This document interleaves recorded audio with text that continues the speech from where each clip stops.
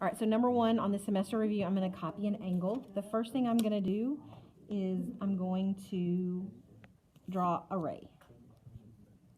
Okay.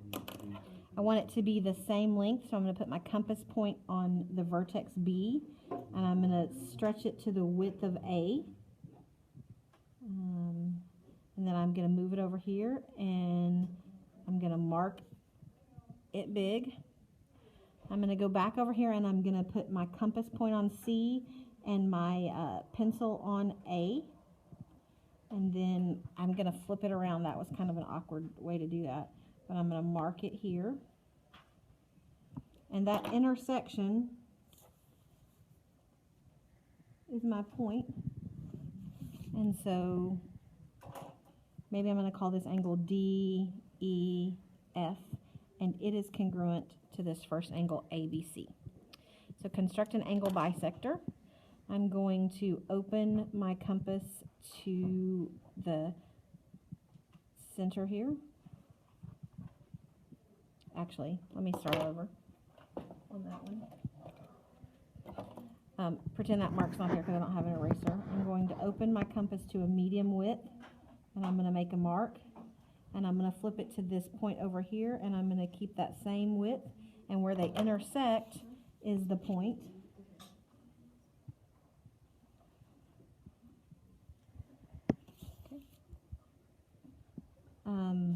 So this half is equal to this half, so I've bisected that angle. Copy this line segment. I'm going to draw. What I usually do is I mark it like this. I put my compass point here, and my pencil on B, and there's my point. And any point on that arch I just made is going to make the same line segment. So we might call this CD. And then construct a perpendicular bisector. You're going to put your compass point on one end, open it to wider than halfway, so it can go anywhere bigger than halfway to all the way. And you're going to make a mark above and below. Keep that same compass width, and you're going to flip it and make it above and below. And where those points intersect, this just barely intersects there, you're going to draw a line. And it's perpendicular, and this half is equal to this half, and usually we put a letter there. Questions 5 through 12 say use this diagram. It talks about corresponding. Remember, that's matching. So these four in this cluster, if I slide down and make a translation, they're going to match. So there are 4 matching. So angle 3 matches with angle 7. That's one pair. Angle 4 matches with angle 8. And then angle 2 slides down and matches with angle 6. And then 1 slides down and matches with angle 5. So then alternate interior angles, so they're going to be inside these parallel lines. 2 and 8 are one pair. Angle 2 and angle 8 are one pair. And then 1 and 7 is the other pair. So 2 and 8 and 1 and 7. Vertical angles, there's a lot of vertical angle pairs. Remember, vertical angles are across from each other. So like angle 2 and angle 4, that's a pair of vertical angles. And there's others. I'm not going to do all of them, but there's 8 pairs. There's 1 pair, 2 pair, 3 pair, 4 pairs. Alternate exterior angles. Exteriors are 3 and 5. So angle 3 and angle 5. That's the obtuse pair. And then there's an acute pair of 4 and 6.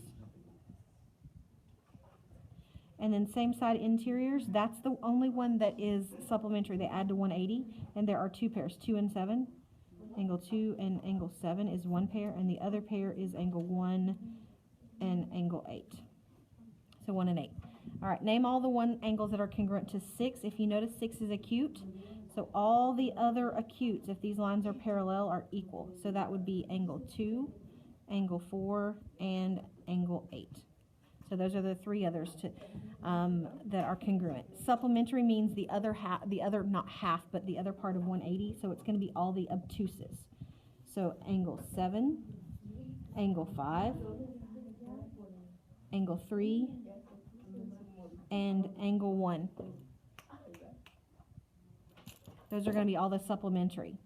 All right, and question 8 says, if the measure of angle 7 is 110, what are the measures of all the other angles? So if angle 7 is 110, then angle 5, angle 3, and angle 1, all the obtuses are 110, and all the acutes, so 6, 2, 4, and 8 are 110 plus 70 gives me the 180. Number 9, if the measure of angle 4, so angle 4 is an acute, and angle 8 is also an acute. So if they're acute, we set them equal. So we get 3x plus 5 equals 5x minus 7. I'm going to solve. So I get 5x minus 3x is 2x. I'm going to add 7 to both sides, and I get 12 equals 2x. Divide by 2, and I get x is 6. So x equals 6. The measure of angle 3 is obtuse. The measure of angle 6 is acute. Remember, when they're different, you do O plus A equals 180. So my O is 8x plus 22. My A is 2x minus 2 equals 180. 8x and 2x are 10x. 22 minus 2 is 20 equals 180. Subtract 20 from both sides. I'm running out of room. So I'm just going to write it over here. I get 10x, the plus 20 minus 20 goes away, equals 180 minus 20 is 160. Divide by 10, and I get x is 16. So that's the value of x. So that's the key to the first page. You can stop.